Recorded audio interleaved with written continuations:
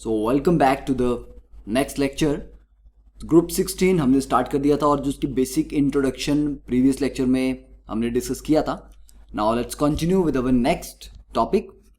तो अगर हम डिफरेंट ग्रुप 16 एलिमेंट्स की बात करें तो oxygen among them is diatomic, जो कि बाकी सारे क्या हैं, पॉलीएटॉमिक है। जैसे सल्फर S8 की फॉर्म में, सेलेनियम SC8 की फॉर्म में, टेलुरियम Te8 की फॉर्म में एग्जिस्ट करते हैं। सिर्फ ऑक्सीजन ही O2 की फॉर्म में एग्जिस्ट करता है।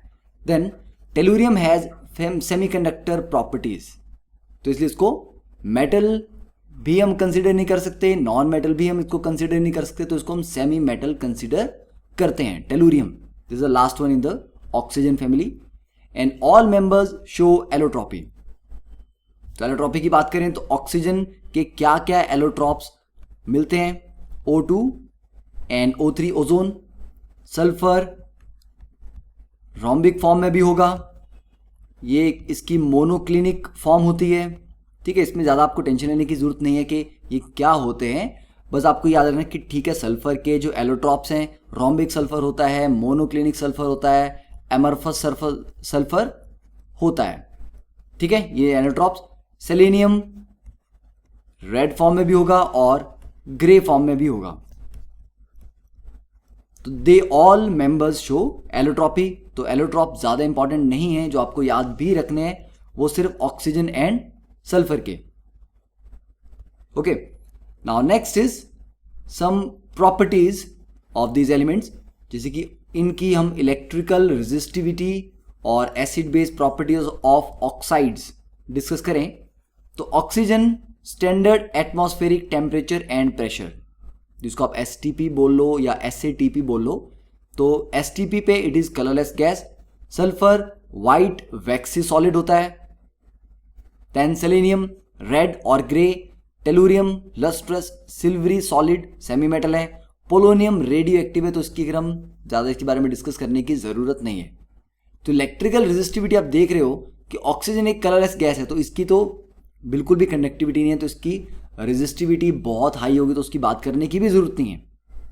सल्फर की रेजिस्टिविटी 10⁻23, तो ऑब्वियसली बात है ये भी कंडक्ट नहीं कर रहा। बट सेलेनियम की जो रेजिस्टिविटी है वो कंपैरेटिवली इन दोनों का गैप देखो, 10⁻23 एंड 10⁻6, मतलब सेलेनियम ऐसा नहीं है कि बहुत अच्छा कंडक्टर है, पर कंपैरेटिव टू सल्फर ये काफी ज्यादा कंडक्ट करता है, इसलिए इसको सेमी मेटल कहा गया है because of its semiconductor like properties. Conductor वाली भी नहीं है, इंसुलेटर वाली भी नहीं है, सेमीकंडक्टर वाली प्रॉपर्टीज हैं। ठीक है, सेलेनियम के पास भी है और टेलुरियम के पास भी है, तो दोनों को ही हम सेमी मेटल बोल सकते हैं। देन जो सल्फर है, सल्फर के जो ऑक्साइड्स हैं जैसे कि SO2 है, SO3 है, तो they are acidic in nature. Selenium के ऑक्साइड ले लो SeO2, वो भी एसिडिक है, बट टेलुरियम का एम्फोट्रिक है, इसलिए टेलुरियम के लिए जो सेमी मेटल टैग है कि ये सेमी मेटल होगा वो ज़्यादा अप्रोप्रिएट लगता है बिकॉज इसके ऑक्साइड भी एम्फोट्रिक हैं। एसिडिक ऑक्साइड वाला जनरली हम ऑब्वियसली बातें बोलेंगे कि अगर मेटल के ऑक्साइड या किसी के ऑक्साइड एसिडिक आ रहा है तो उसको हम नॉन मेटल क्लासीफाई करेंगे। किसी का ऑक्साइड अगर बेसिक आ रहा हो तो उसको मेटल क्लासीफाई करेंगे। तो ऑक्साइड के नेचर के बेस पे भी सेलेनियम के पास उतना सेमी मेटल कैरेक्टर नहीं है जितना टेलुरियम के पास है। ठीक है, तो ये इनकी इलेक्ट्रिकल रेजिस्टिविटी से और ऑक्साइड की एसिडिक बेसिक नेचर से क्लियर हो गया। नेक्स्ट अगर हम देखें the ionisation energy, electron affinity, melting point, boiling point, electronegativity. तो देखिए डाउन द ग्रुप जाते हैं तो आयनाइजेशन एनर्जी डिक्रीज करती है और यहां पर ये रेगुलर ट्रेंड फॉलो हो रहा है विदाउट एक्सेप्शन। तो हम डाउन द ग्रुप जाने पे बोल सकते हैं कि ionisation energy down the group जाने पे, मतलब अगर हम oxygen, sulphur, selenium, tellurium, polonium, मतलब इस तरफ आप जा रहे हो, मतलब डाउन द ग्रुप जा रहे हो, तो डाउन द ग्रुप जाने पे आयनाइजेशन एनर्जी डिक्रीज करती है। इलेक्ट्रॉन एफिनिटी पहले इंक्रीज किया फिर डिक्रीज किया, यही सीक्वेंस आपने पीरियोडिक प्रॉपर्टीज में पढ़ा हुआ है, हैलोजेंस के लिए भी है। क्योंकि ऑक्सीजन काफ़ी छोटा है तो एक एडिशनल इलेक्ट्रॉन आने से क्या होता है, इलेक्ट्रॉनिक रिपल्शन ज़्यादा हो जाती है। ऐसा नहीं कि उसकी एफिनिटी ज़्यादा नहीं होनी चाहिए थी, थ्योरेटिकली ऑक्सीजन की ही ज़्यादा होनी चाहिए, but because of the small size there will be more inter electronic repulsion, electron electron आपस में ज़्यादा रिपेल करेंगे। सल्फर क्योंकि साइज में थोड़ा बड़ा है तो एक एडिशनल इलेक्ट्रॉन को रखने के लिए उसके पास जगह है। It can accommodate an additional electron without much of inter electronic repulsions, इसलिए sulphur has a higher electron affinity compare to oxygen. फिर डाउन द ग्रुप जाने पे एफिनिटी कम होती है क्योंकि जो आउटर मोस्ट इलेक्ट्रॉन है, ये आप देखिए डाउन द ग्रुप जाएंगे साइज बढ़ेगा, न्यूक्लियस तो यहाँ पे है, तो ये जो बाहर इलेक्ट्रॉन पड़ा है इसको अट्रैक्ट करना किसने है, न्यूक्लियस ने। साइज बढ़ता जाएगा तो न्यूक्लियस से इस आउटर मोस्ट इलेक्ट्रॉन का डिस्टेंस बढ़ेगा, तो उसके लिए अट्रैक्शन या एफिनिटी भी कम होती जाएगी। तो ठीक है, इलेक्ट्रॉन एफिनिटी हम बोल सकते हैं डाउन द ग्रुप जाने पे डिक्रीज करती है। बट ऑर्डर क्या है इसका, ऑर्डर इसके लिए सबसे ज्यादा वैल्यू है सल्फर, सल्फर के बाद है selenium, then tellurium, then polonium को छोड़ दो, लास्ट में आता है ऑक्सीजन। राइट, तो बस याद रखना कि आपको डाउन द ग्रुप जाके ऑर्डर लिखना, ऑक्सीजन को लास्ट में रखना है, तो ये यहां पे थोड़ी सी एक्सेप्शन जैसी चीज है। फिर बात करते हैं मेल्टिंग पॉइंट, बॉइलिंग पॉइंट्स की। तो मेल्टिंग पॉइंट देखो, oxygen being a gas melting point बहुत कम है, सल्फर का बढ़ रहा है और डाउन द ग्रुप जाने पर और बढ़ रहा है, टेलुरियम तक बढ़ता है। तो पोलोनियम क्योंकि रेडियो एक्टिव है तो उसको कंसिडर नहीं करें हम, बेटर है, इसीलिए melting point down the group जाने पे इंक्रीज कर रहा है, तो melting point increases down the group. Boiling point की बात करें तो बॉइलिंग पॉइंट भी डाउन द ग्रुप जाने पे इंक्रीज ही कर रहा है। Then electronegativity down the group जाने पे डिक्रीज करती है। Atomic radius down the group जाने पे इंक्रीज करता है। डेंसिटी की बात करें तो डाउन द ग्रुप जाने पे डेंसिटी क्या होगी, डेंसिटी भी ऑलमोस्ट इंक्रीज करती है। ठीक है, यहां पर वैल्यूज की नहीं दी है, बट अगर आप एनसीईआरटी में टेबल देखेंगे तो डेंसिटी भी डाउन द ग्रुप जाने पे इंक्रीज करती है। ठीक है, तो ये आ गई आपके प्रॉपर्टीज की वेरिएशन अक्रॉस द ग्रुप। अब नेक्स्ट देखते हैं कि sulphur has maximum catenation property in the group, क्योंकि सल्फर कैसे एग्जिस्ट करता था S8, और इस फॉर्म में सल्फर ही सबसे ज्यादा मिलता है, ऑक्सीजन O2 से ज्यादा नहीं होगा। मतलब ऑक्सीजन के पास ये टेंडेंसी नहीं है कि ऑक्सीजन ऑक्सीजन ऑक्सीजन की लॉन्ग चेन बनाई जाए, तो कैटिनेशन प्रॉपर्टी सल्फर की ज्यादा है। आप बोल दिए मैक्सिमम है, क्यों है इसका रीजन भी आगे देखेंगे। तो sulphur has maximum catenation property in the group due to the high sulphur sulphur bond energy. Catenation property के लिए हमने पढ़ा था क्या होना चाहिए, दोनों एटम्स मतलब उसी एलिमेंट के दो एटम्स के बीच में बॉन्ड काफी स्ट्रांग होना चाहिए। तो सल्फर सल्फर का बॉन्ड काफी स्ट्रांग है, इसलिए वो कैटिनेशन करता है। तो which is exceeded only by carbon single bond carbon, तो मतलब सल्फर सल्फर से ज्यादा स्ट्रांग बॉन्ड सेम एलिमेंट के बीच में किसके ज्यादा स्ट्रांग है, कार्बन कार्बन के और हाइड्रोजन हाइड्रोजन के। अब हाइड्रोजन कैटिनेशन क्यों नहीं करता, क्योंकि हाइड्रोजन के पास लिमिटेशन एक इलेक्ट्रॉन वाली है, एक इलेक्ट्रॉन यहां पर दे दिया तो दूसरी तरफ बॉन्ड बनाने के इलेक्ट्रॉन है ही नहीं, अदरवाइज हाइड्रोजन बहुत अच्छी कैटिनेशन करता होता। ठीक है, तो सल्फर सल्फर बॉन्ड काफी स्ट्रांग है, तो due to this sulphur exist in large number of allotropic form, तो इसलिए सल्फर सल्फर के रिंग बना के चेन्स बना के डिफरेंट डिफरेंट एलोट्रॉपिक फॉर्म्स में एग्जिस्ट करता है। ठीक है, इंपॉर्टेंट पॉइंट था। अब देखिए next, the oxidation states and the trends in chemical reactivity. तो ऑक्सीडेशन स्टेट्स ग्रुप 16 का जो ग्रुप ऑक्सीडेशन स्टेट है वो कितना है, आप +6 बोल लो, 16 ग्रुप है तो वो 6 शो करेंगे, बट 18 - 16 दैट इज 2 -2 भी, क्योंकि 2 इलेक्ट्रॉन गेन करके वो नोबल गैस कॉन्फ़िगरेशन अचीव करते हैं। ठीक है ना, ग्रुप 16 की बात करें अगर हम, तो ये क्या है NH2NP4, ये है। तो 4 में अगर 2 इलेक्ट्रॉन ऐड कर दिए जाएं तो ये NP6 हो जाएगा, नोबल गैस कॉन्फ़िगरेशन, मतलब 2 इलेक्ट्रॉन गेन करने की टेंडेंसी तो काफी स्ट्रांग है, इसीलिए oxygen generally O2-, sulphur generally S-2 इस फॉर्म में एग्जिस्ट करेंगे ताकि उनका ऑक्टेट कंप्लीट हो। तो ग्राउंड स्टेट अगर इनकी देखें तो ग्राउंड स्टेट इनकी क्या आएगी, ये आ गया आपका NS-NP, और उसके बाद ये क्या होगा N-1D। ठीक है, जैसे अगर ये था 4S 4P तो 3D, अगर ये 3S 3P है तो फिर D एग्जिस्ट नहीं करेगा। राइट, तो ग्राउंड स्टेट में ले लेते हैं, हमारे पास NH2 2 इलेक्ट्रॉन यहाँ पे हैं और P में 4 हैं, तो 1 2 3 4 इलेक्ट्रॉन। D में कुछ नहीं है। फर्स्ट एक्साइटेड स्टेट में क्या होगा, P से एक इलेक्ट्रॉन एक्साइट करके आगे जाएगा D में। तो अगर आप ग्राउंड स्टेट की बात करें तो अभी ये कितने बॉन्ड बना सकते हैं, इसका 2 अनपेड इलेक्ट्रॉन है तो ये 2 ही बॉन्ड बना सकता है। और ये एग्जांपल है ऑक्सीजन का, क्योंकि ऑक्सीजन के पास एम्प्टी डी ऑर्बिटल नहीं होते, वो एक्साइट करवा नहीं सकता, तो ऑक्सीजन 2 से ज़्यादा बॉन्ड जनरली प्रेफर नहीं करेगा, और अगर करेगा तो उसके केस में फिर उसको अपना लोन पेयर यूज करना पड़ेगा बॉन्डिंग के लिए। जैसे कि H3O पॉजिटिव में वो 3 बॉन्ड बनाता है ऑक्सीजन। तो फर्स्ट एक्साइटेड स्टेट में S के 2 इलेक्ट्रॉन एज इट इज रहे, P से एक इलेक्ट्रॉन जंप कर जाएगा। तो अब हमारे पास 4 अनपेड इलेक्ट्रॉन्स हैं, तो 4 अनपेड इलेक्ट्रॉन्स में ये 4 की ऑक्सीडेशन स्टेट शो कर सकता है +4। अब अगर आप एक और इलेक्ट्रॉन को एक्साइट करवा दो सेकेंड एक्साइटेड स्टेट, तो S में जो पेयरिंग हो रखी है ये भी आगे D में जंप कर जाएगा। तो अब टोटल हमारे पास 6 अनपेड इलेक्ट्रॉन आ गए, और 6 अनपेड इलेक्ट्रॉन आ गए तो हमारे पास हम 6 बॉन्ड यहां पे बना सकते हैं। ठीक है, जैसे कि SF6 है तो सल्फर 6 बॉन्ड बनाता है फ्लोरीन के साथ, राइट। तो इस तरह से अगर हम ऑक्सीडेशन स्टेट की बात करें तो ऑक्सीजन जो कि ज्यादा इलेक्ट्रोनेगेटिव है तो उसके लूज करने की टेंडेंसी जनरली नहीं होती, तो इसकी ऑक्सीडेशन स्टेट जो कॉमन है दैट इज -2, और ओकेजनली +2 भी मिलेगी आपको। +2 किस में मिलेगी इसकी, OF2 में, क्योंकि फ्लोरीन हमेशा -1 रहेगा तो ऑक्सीजन पे यहां पे +2 आना ही है। उसके बाद +1 मिलेगी आपको O2F2 में, ठीक है। तो ये इसकी ओकेजनल, सिर्फ फ्लोरीन के साथ ही ये पॉजिटिव ऑक्सीडेशन स्टेट शो करता है। सल्फर -2 शो करता है, +2 शो करता है, +4 +6। तो अगर सल्फर अपने से कम इलेक्ट्रोनेगेटिव वालों के साथ बॉन्ड बनाएगा तो उसमें नेगेटिव आएगी क्योंकि मोर इलेक्ट्रोनेगेटिव है।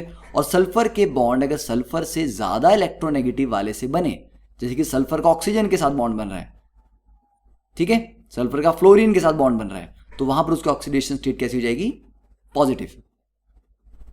देन सेलेनियम, सेलेनियम भी ये सारी सारी ऑक्सीडेशन स्टेट -2 +2 +4 +6 शो करेगा। And same is the case for tellurium, ठीक है। तो यहां पर हम मेंशन कर सकते हैं कि +4 and +6 are more common among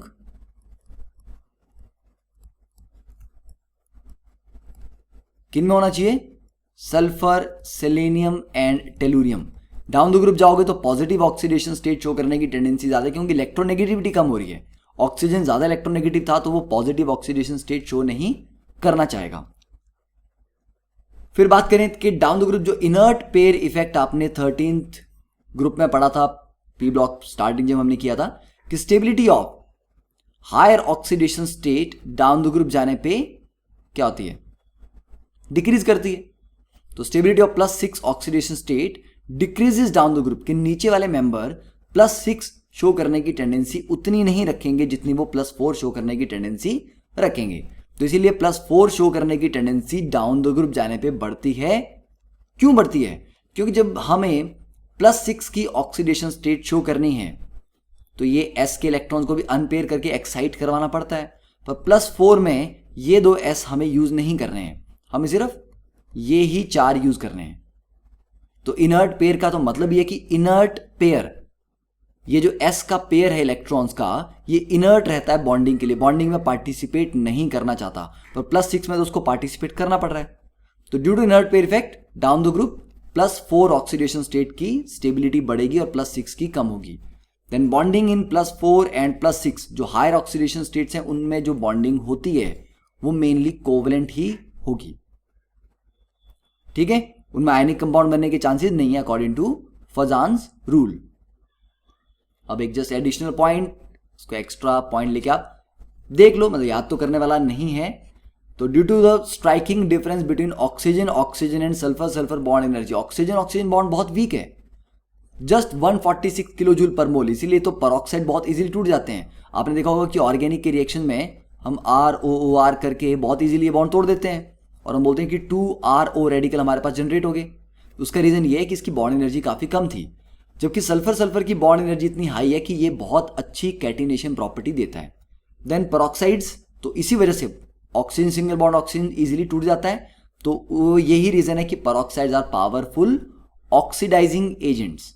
और अगर 3 ऑक्सीजन बॉन्डेड हुए, ठीक है, कंपाउंड कंटेनिंग O3 मतलब ऑक्सीजन सिंगल बॉन्ड ऑक्सीजन, तो इसकी बॉन्ड एनर्जी बहुत कम होगी और ये इतना रिएक्टिव होगा कि ये बहुत एक्सप्लोसिव कंपाउंड होगा। तो sulphur bonds are used in biology to stabilise protein structure by forming permanent linkages like RSSR। ठीक है, तो आप पहला वाला पॉइंट इंपॉर्टेंट है कि पेरोक्साइड्स आर पावरफुल ऑक्सीडाइजिंग एजेंट, याद कर सकते हो। ओ बॉन्डिंग टाइप के जो कंपाउंड होंगे वो एक्सप्लोसिव होंगे, और ये इनकी बॉन्ड एनर्जी का डिफरेंस है। Now next is the anomalous behaviour of oxygen. तो एनॉमलस बिहेवियर हमने पढ़ा ही है कि जो पहला एलिमेंट होता है ग्रुप का, उसका बिहेवियर काफी डिफरेंट होता है। तो डिफरेंट क्यों होता है? देखिए, पहली बात, क्योंकि फर्स्ट एलिमेंट स्मॉल साइज है, हाई इलेक्ट्रोनेगेटिविटी और एब्सेंस ऑफ डी ऑर्बिटल्स, और यहां पे ऑक्सीजन H बॉन्डिंग भी करेगा, तो H बॉन्डिंग की वजह से भी उसके काफी टिपिकल कैरेक्टर्स आपको देखने में मिलेंगे due to the hydrogen bonding. और हाइड्रोजन बॉन्डिंग भी क्यों कर पा रहा है? हाइड्रोजन बॉन्डिंग करने का भी रीजन यही है क्योंकि हाई इलेक्ट्रोनेगेटिविटी थी एंड स्मॉल साइज था। H bonding is a special case of dipole forces, तो वो स्ट्रॉन्ग तभी होंगी जब स्मॉल साइज होगा और इलेक्ट्रोनेगेटिविटी हाई होगी, ताकि डाइपोल बहुत स्ट्रॉन्ग बने। तो like nitrogen, O double bond O is much stronger than O single bond O। तो आप देखोगे कि सल्फर सिंगल बॉन्ड इस तरह की चीजें बनाने, इस तरह की रिंग बनाने की टेंडेंसी रखता है, but oxygen doesn't show catenation. Why? Reason आपके सामने है, अभी देख लेते हैं। ऑक्सीजन सिंगल बॉन्ड ऑक्सीजन की बॉन्ड एनर्जी है around 142 kilo joule per mole. ठीक है, ऊपर हमने कितनी लिखी थी? 146, नो प्रॉब्लम। ये बॉन्ड एनर्जी की value they are not absolute, क्योंकि डिफरेंट कंडीशन में जगहों पे एक्सपेरिमेंट किए जाते हैं, तो स्लाइटली वेरिएशन रहती है, तो डोंट बी फसी about that. O double bond O ये है 494 किलो जूल पर मोल। तो देखो, एक सिंगल बॉन्ड बनाने की जगह अगर आप सोचो कि एक डबल बॉन्ड बनाए, या ऐसा समझ लो 2 सिंगल बॉन्ड अगर ऑक्सीजन बना ले, एक में मिला उसको 142, उसको 150 मान के चलते हैं, तो 2 में कितना मिल जाएगा उसको? 300।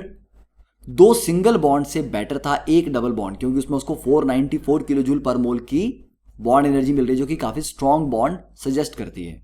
तो इसे ऑक्सीजन बोलता है कि मैं 2 सिंगल बॉन्ड क्यों बनाऊं जब मैं एक डबल बॉन्ड में उससे ज्यादा बॉन्ड एनर्जी या स्ट्रेंथ ले सकता हूं। Sulphur single bond sulphur is 265 kilo joule per mole, और sulphur double bond sulphur is only 425 kilo joule per mole. तो सल्फर अगर 2 सिंगल बॉन्ड बना ले तो करीब 500 प्लस किलो जूल उसकी बॉन्ड स्ट्रेंथ आ जाएगी, और एक डबल बॉन्ड से उसको 500 से नीचे मिल रही है, just 425। This is the reason कि सल्फर डबल बॉन्ड बनाने की प्रेफरेंस शो नहीं करेगा, जबकि ऑक्सीजन डबल बॉन्ड बनाने की प्रेफरेंस शो करता है। Now for this reason the multiple bonding is only common for oxygen. Thus oxygen will endeavor to bond to other elements rather than to itself। इसलिए oxygen अपने एक और atom के साथ बॉन्ड बनाने की जगह, मतलब सिंगल बॉन्ड बनाने की जगह दूसरे एलिमेंट्स के साथ बॉन्ड बनाना ज्यादा प्रेफर करता है। And this OH bond it is so strong that the preferred outcome of a reaction involving oxygen is often H2। आप देखेंगे कि ऑर्गेनिक के बहुत सारे रिएक्शन हम पढ़ते हैं जहां पर वाटर एक लिविंग ग्रुप होता है, वाटर निकल जाता है, वाटर को एलिमिनेट करते हैं। क्या रीजन है कि वाटर ही निकलता है? Because oxygen hydrogen bond is very strong, इसीलिए प्रेफर्ड आउटकम वाटर का रिमूवल होता है। तो इस बॉन्ड की जो बॉन्ड एनर्जी है that is 459 kilo joule per mole, very strong bond. ठीक है, clear? Next is the reactivity with hydrogen. तो हाइड्रोजन के साथ जो कंपाउंड बनते हैं, binary compound with hydrogen are called hydrides. तो हाइड्रोजन के साथ रिएक्टिविटी से क्या जनरेट होंगे? Hydrides. They form hydrides of the type, किस टाइप के बनाते हैं? EH2। E stand for the element, जो हम ग्रुप 16 की बात कर रहे हैं, जैसे कि OH2, तो आप इसको ऐसे बोलो H2O, H2S, ठीक है, H2SC, H2TE, ये हो गए हाइड्राइड्स। तो हाइड्राइड्स की एसिडिटी देखी जाए तो डाउन द ग्रुप जाने पे एसिडिटी बढ़ती है। क्यों बढ़ती है? क्योंकि OH बॉन्ड तो बहुत स्ट्रांग है तो इजीली नहीं टूटेगा। H2S में हाइड्रोजन सल्फर का बॉन्ड थोड़ा सा लंबा होगा तो वीक होगा। H2SC में हाइड्रोजन सेलेनियम बॉन्ड और वीक होगा। तो हम ये बोल सकते हैं कि the reason for this is due to decrease in EH, ये जो एलिमेंट है EH bond energy down the group, bond energy down the group. जितना साइज बढ़ता जाएगा बॉन्ड लंबा होगा, वीक होगा, जल्दी टूटेगा तो एसिडिटी ज्यादा होगी। तो हाइड्राइड की एसिडिटी का ऑर्डर आ गया। Second is the boiling point of hydrides. तो बॉइलिंग पॉइंट बेसिकली यहां पर सरफेस एरिया पे डिपेंड करेगा, जो उसकी वॉन डेर वाल फोर्सेज है। तो डाउन द ग्रुप जाने पे साइज बढ़ रहा है तो सरफेस एरिया बढ़ेगा। बट H2O सबसे ज्यादा इसलिए आ जाता है क्योंकि H2O में क्या होती है? H bonding. अदरवाइज जो हम एक्सपेक्ट करेंगे कि H2O सबसे पीछे होगा, फिर H2S, फिर H2SC, फिर H2TE, but only because of the hydrogen bonding H2O has the highest boiling point among these hydrides. Then bond angles की बात करें तो बॉन्ड एंगल्स आपने केमिकल बॉन्डिंग में पढ़े हुए हैं। डाउन द ग्रुप जब सेंट्रल एटम की इलेक्ट्रोनेगेटिविटी कम होती जाती है तो बॉन्ड एंगल भी कम हो रहा है। यहां सेंट्रल एटम ऑक्सीजन है, यहां सल्फर है, सेलेनियम है, टेलुरियम है।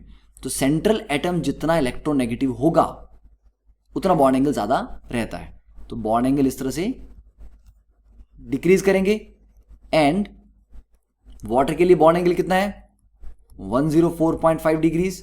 H2S के लिए रफली 92 डिग्री है, H2SC के लिए 91। तो उसके बाद जो वेरिएशन है वो बहुत कम है क्योंकि हाइब्रिडाइजेशन नहीं करते लोअर मेंबर्स। H2O में ऑक्सीजन sp3 हाइब्रिडाइज है, बट H2S, H2SC, H2TE में हाइब्रिडाइजेशन नहीं है। Pure p orbitals are use for bonding.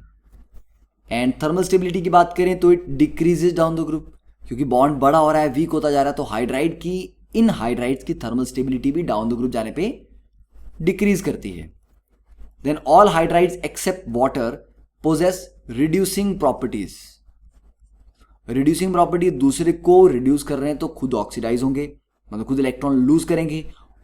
H2O में नहीं है क्योंकि ऑक्सीजन ऑलरेडी मोर इलेक्ट्रोनेगेटिव है, तो इसके पास इलेक्ट्रॉन अपने लूज करने की टेंडेंसी नहीं होती। तो H2O को छोड़ के बाकी सारे ये जो हाइड्राइड्स हैं they have reducing property and this character increases down the group. Okay, तो ये क्यों होता है? इसका आप रीजन ये बोल सकते हो, due to decrease in thermal stability.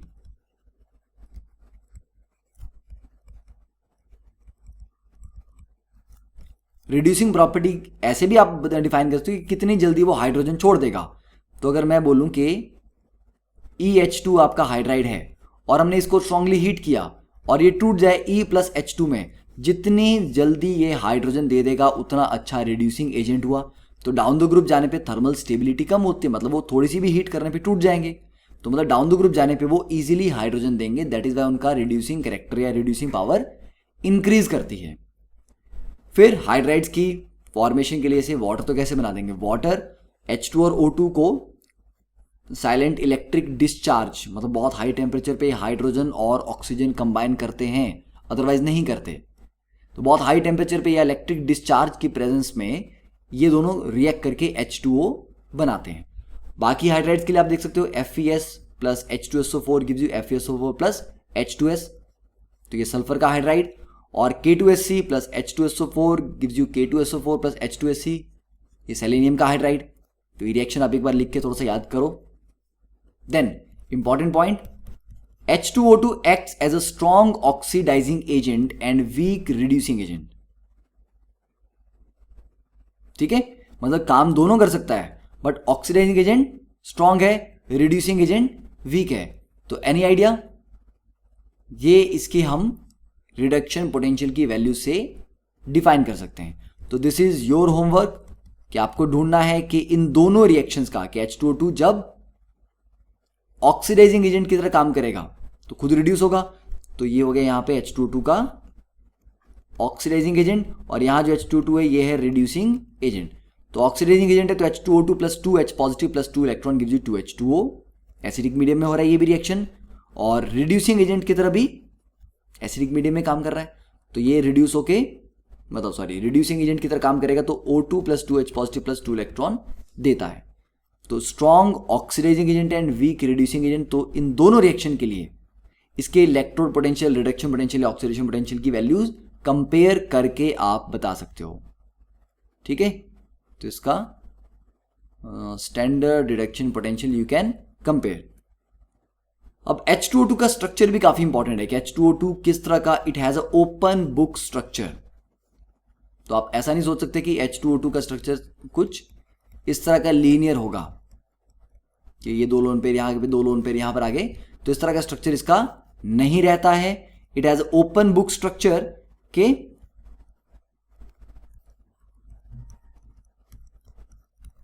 ये इस तरह का आपके पास आ गया। ठीक है, और ये आगे इसके बॉन्ड्स, तो दोनों के बीच में एंगल कितना है 111.5 डिग्री गैसियस फेज की बात कर रहे हैं अगर हम तो, और जो बॉन्ड लेंथ है middle O single bond O that is 147 पाइकोमीटर। तो ये प्लेनर नहीं है, H2O2 एक प्लेन में नहीं आएगा। इसीलिए अगर आप डाइपोल मोमेंट की बात करते हैं तो इस तरफ डाइपोल मोमेंट इस तरह से रहेगी, इस तरफ डाइपोल मोमेंट इस तरह से रहेगी, and they are not in the same plane, तो आपस में कैंसिल नहीं होने वाली, इसीलिए dipole moment net non zero है। ठीक है, ओपन बुक स्ट्रक्चर याद रहेगा। अब ऑक्सीजन सिंगल बॉन्ड ऑक्सीजन के अबाउट रोटेशन भी रिस्ट्रिक्टेड है, there is a restricted rotation about the sigma bond to prevent excessive repulsion, क्योंकि ऑक्सीजन के 2 लोन पेयर है दोनों साइड। तो अगर आप इस O सिंगल बॉन्ड O के अबाउट रोटेशन करवाने की ट्राई करते हैं तो that will cause repulsion between the lone pair. तो to prevent that excessive repulsion sigma bond के about rotation is restricted, and H2O2 is highly associated due to hydrogen bonding, मतलब इनके molecules के बीच में काफी स्ट्रॉन्ग हाइड्रोजन बॉन्डिंग होती है। Okay, तो I think that is all sufficient है for this lecture. So next lecture में we will continue with the reactions with metals, non metals, बाकी की जो केमिकल प्रॉपर्टीज हैं। तो डेली आपको इनऑर्गेनिक केमिस्ट्री से बताता हूं कि जो भी पढ़ा है उसको साथ के साथ अभी जो लेक्चर किया फिर से 10 मिनट लगाओ, स्टार्टिंग से स्टार्ट करो, एक बार जल्दी से रिएक्शन क्विकली देख लो। अच्छा हमने ये भी पढ़ा, ये भी पढ़ा, ये भी पढ़ा, एक बार लिख के प्रैक्टिस कर लो। स्ट्रक्चर है अगर किसी ऑक्साइड का या किसी कंपाउंड का स्ट्रक्चर एक बार ड्रॉ करके प्रैक्टिस कर लो, तो इमीडिएटली दोबारा रिपीट कर लोगे तो 2 बार वो उसी टाइम माइंड में आपके बैठ जाएगा, तो जल्दी याद होगा, ज़्यादा देर तक याद रहेगा। ठीक है, तो आधे घंटे के इंटरवल बना के पढ़ाई करो इनऑर्गेनिक की। आधा घंटा पढ़ा, फिर थोड़ी सी ब्रेक ली, फिर आके जल्दी से उसको 5-10 मिनट में रिवाइज किया, फिर आगे आधा घंटा पढ़ा। ठीक है, तो डेली थोड़ा थोड़ा पढ़ो, एक दिन में बहुत ज़्यादा इनऑर्गेनिक नहीं पढ़नी चाहिए। राइट, तो नेक्स्ट लेक्चर में मिलते हैं। Thank you, have a nice day.